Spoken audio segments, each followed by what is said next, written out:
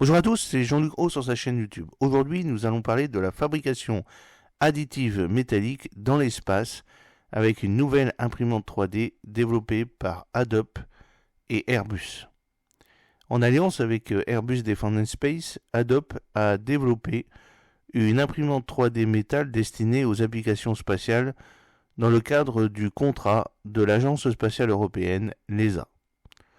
Cofinancé par Airbus Defence Space, ce système est conçu pour évaluer les capacités et les performances de fabrication additive dans des conditions de microgravité soutenues.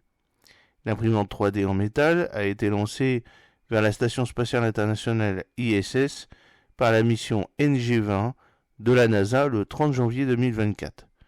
Dans le cadre du projet Metal 3D, ce système devrait être testé à bord du module Columbus de l'ISS.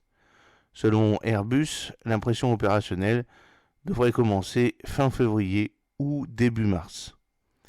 Le directeur technique d'Adobe, Sébastien Devroé, a déclaré: le développement de l'imprimante 3D métal repose sur l'expertise multidisciplinaire unique des ingénieurs et chercheurs d'Adobe.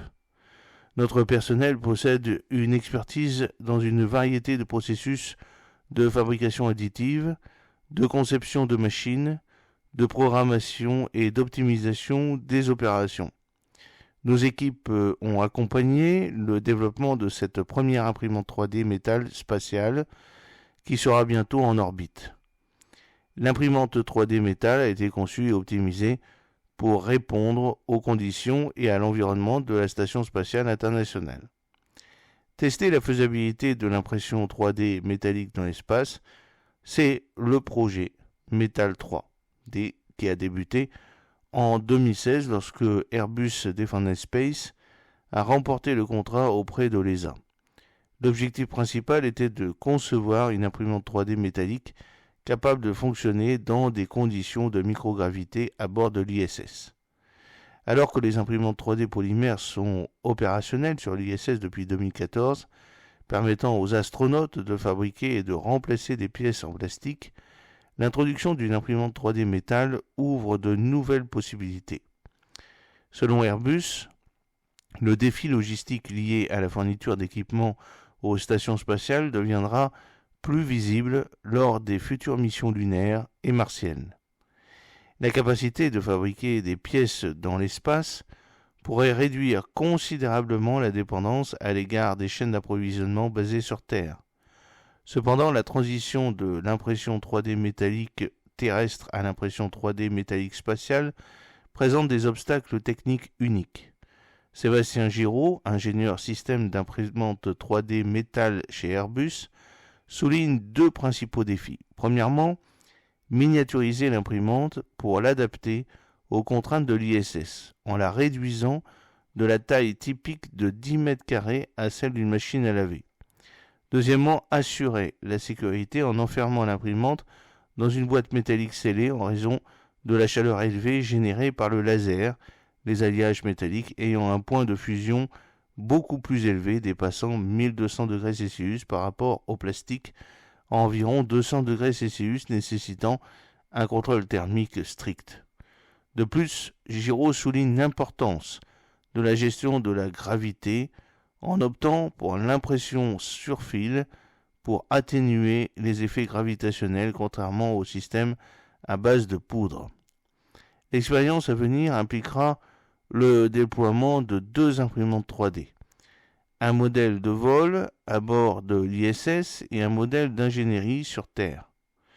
Les astronautes imprimeront 4 échantillons dans l'espace qui seront envoyés sur Terre pour analyse aux côtés des spécimens produits à l'aide du modèle technique. Des tests de résistance mécanique, de flexion et d'analyse microstructurale seront effectués pour évaluer les effets de la microgravité sur les pièces imprimées. Airbus prévoit que l'impression 3D métal sur l'ISS améliorera la compréhension de la qualité de l'impression métal dans l'espace et fournira des informations précieuses sur le fonctionnement de ces imprimantes dans des environnements extraterrestres. Selon l'entreprise, cette technologie constitue une étape cruciale vers l'établissement d'une présence humaine durable sur la Lune et au-delà. Afin d'évaluer les effets de la microgravité, l'ESA et l'Université technique danoise effectueront des tests de résistance mécanique et de flexion ainsi que des analyses microstructurales sur les pièces fabriquées dans l'espace et les compareront aux autres spécimens, a ajouté Giraud. Vous avez accès à une petite vidéo dans les commentaires.